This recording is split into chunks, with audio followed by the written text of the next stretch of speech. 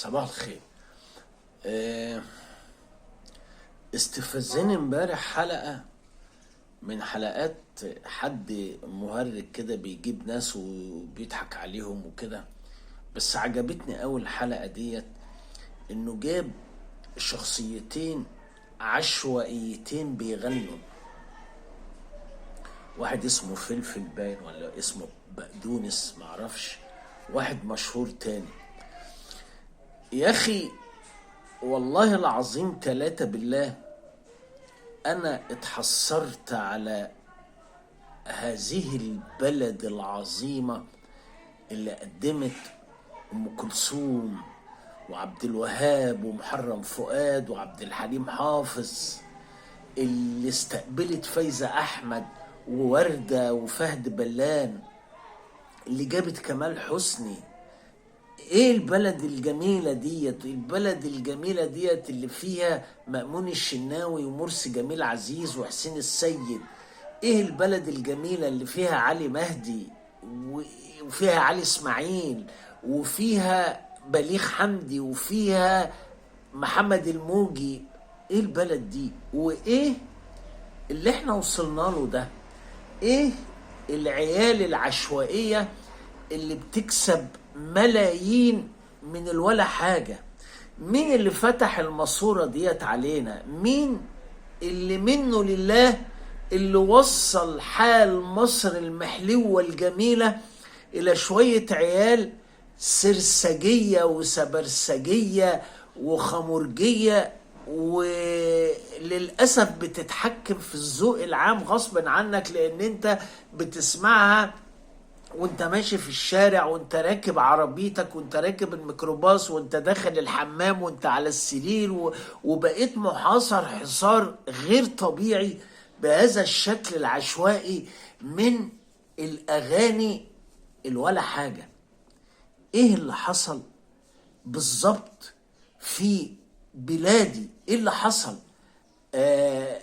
طبعا انا مبسوط جدا ان مقدم البرنامج ده اهانهم اهانة بالغة ومرمطهم مرمطة غير طبيعية، ومفيش حد طلع قال طب انت ما تزعش، طب انا معترض. طب هو هيعترض ليه اذا كان هم جايين من البكابورتات اصلا وبقوا متصدرين المشهد العام في الغنى؟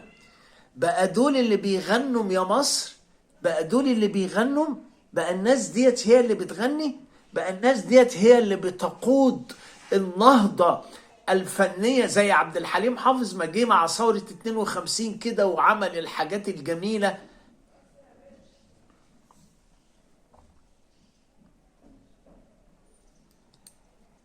أنا فرحان اللي حصل فيهم، بس طبعا زعلان ان الناس ديت، ان في شباب زي الفل وزي الورد مؤهلين وموهوبين ودارسين وما لهمش اي مكان في الشقيقة الكبرى مصر. ما لهمش اي مكان، ويفضلوا بقى العيال يكتئبوا ويفضلوا العيال يكتروا احزانهم زي الحشاشين، ويفضلوا من العيال. مين المسؤول؟ اكيد في حد مسؤول عن اللي بيحصل ده، اكيد في حد مسؤول. الثقافة هي خط الدفاع الاول. انا هحكي لكم حكاية على السريع كده يعني من الذاكرة. محمد يونس القاضي ده اعتقلوه الانجليز 19 مرة. هو تقريبا يعني 1888 وتوفى 1900 ممكن 79، ممكن في السبعينيات، يعني حضر معانا كتير. وهو كان من أشقية وبيكتب كلام ساعات أي كلام يعني خارج وكده. طبعا هو موهوب، لان هم بعد كده مسكوه المصنفات الفنية، وبعدين لما مسكوه المصنفات الفنية ضميره الشعري منع اغاني له كتيرة انها تتذاع، لانها كان رد فعل تجاه هم الشعراء كده ساعات بتهب منهم، فبيعملوا حاجات تهجيس ورد فعل وعايزين يعني يثبتوا بحضورهم وكده. محمد يونس القاضي اللي هو مؤلف بلادي بلادي لك حب وفؤادي، ودي كانت يعني من حاجة خطبة قالها الزعيم مصطفى كامل فخدوها، ومين اللي لحنها له؟ سيد درويش. يعني لك أن تتخيل واحد قمة التمرد والتاني أسانس تمرد. الناس ديت كانت في وقت من الأوقات عندها حاجات مسفة، لكن الحاجات المسفة ديت كانت بتجابه احتلال، بتجابه الإنجليز. احنا دلوقتي بنجابه ايه؟ احنا بنجابه الولا حاجة، والحكاية بقت بزراميط، ولا في ثقافة ولا في تعليم ولا في لا اي حاجة، وبقت مسألة يعني تقهر اي حد وطني او اي حد بيحس.